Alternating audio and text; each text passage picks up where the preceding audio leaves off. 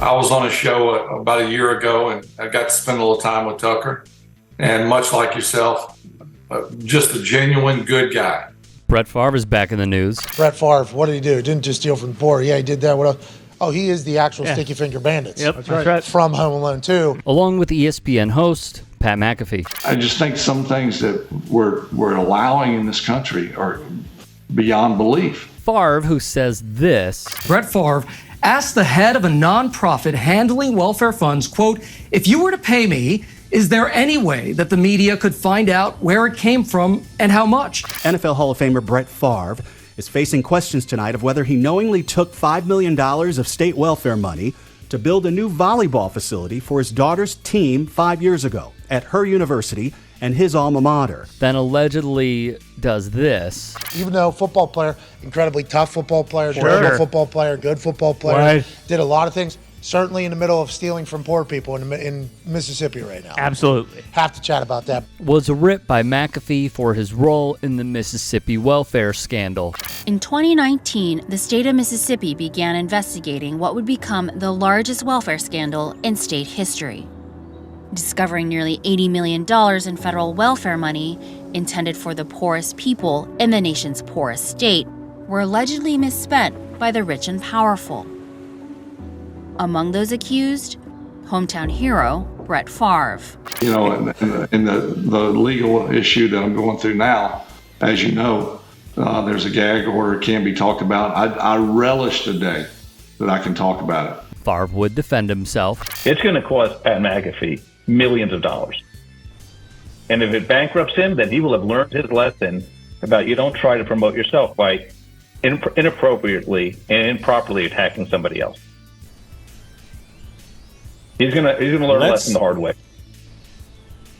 Wow. As would Trump attorney Eric Hirschman, serving as the Hall of Famer's litigator. I've officially been served by Brett Favre. It's officially official. I have been sued by Brett Favre. Here we go. Congratulations. McAfee would get served. Then this happened. I am pleased to report that based solely on me again clarifying these points now, with no settlement paid, Brett is withdrawing his suit against me. McAfee said no settlement was made. However, at the ESPYs during McAfee's opening monologue, he said, "We apologize. The sports world obviously isn't perfect. Sue us." Don't actually. Shout out Brett Favre. That was for me. That was for me and Shannon Sharpe. Shout out Skip. That one was for you too. He shouted out Shannon Sharpe. The latest on that front. Favre and his team hate Sharpe's rhetoric and brought it up in court filings. The problem that I have with this situation, you've got to be a sorry mofo to steal from the lowest of the low.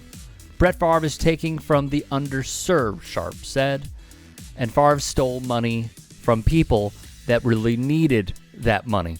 This came after Shannon's team filed a motion to dismiss Favre's defamation suit against him, arguing his words are protected speech. In short, Favre's legal team has also argued that the hyperbole defense figures like Tucker Carlson and Rachel Maddow have previously used in some defamation cases should not apply to Shannon Sharpe.